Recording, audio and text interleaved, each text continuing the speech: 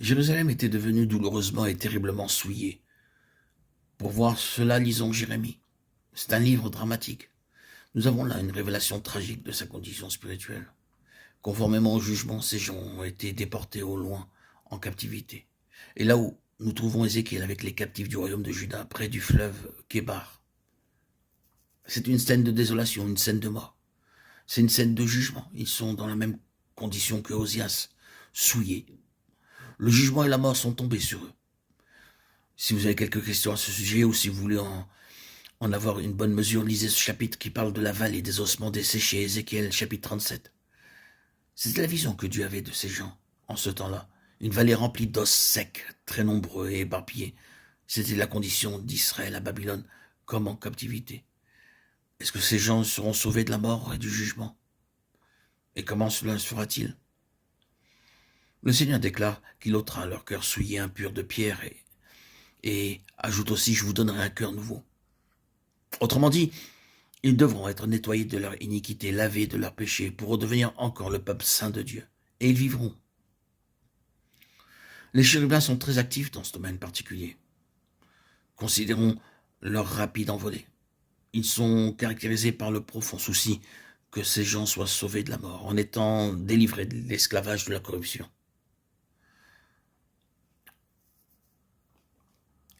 Nous en venons au livre de l'Apocalypse et à ce merveilleux 4e et 5e chapitre.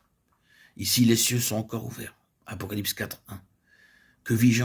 Nous voyons les 24 anciens et les 4 êtres vivants autour du trône, élevant leur cantique en l'honneur du Rédempteur avec les myriades d'anges devant le trône de Dieu et de l'agneau. Mais là, les 4 êtres vivants ne sont ni fébriles, ni anxieux, ni se dépêchant ici et là, préoccupés d'obtenir un peuple sauvé et juste. Non, leurs ailes retombées se joignent dans l'adoration.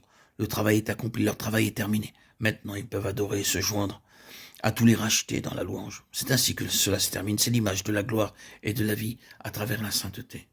C'est non seulement un message pour l'époque d'Ézéchiel, c'est ce qui demeure, la vérité et le principe qui accourt du commencement des temps jusque dans les âges à venir. Ce trône exige que quelque chose soit fait en nous pour nous nettoyer de notre péché, pour nous délivrer de notre méchanceté, pour nous ramener vers lui revêtus du vêtement blanc de sa justice divine et sanctifiée. Ce sont ceux qui marchent ainsi avec lui dans la communion et qui, dans la mesure où ils en ont conscience, se détournent de toute mauvaise voie, se déclarent contre toute iniquité, n'ont rien à voir avec le mal, ne se compromettent pas, ne tolèrent d'aucune manière ce qui est délétère et ne s'accommodent pas de ce qui est mensonger.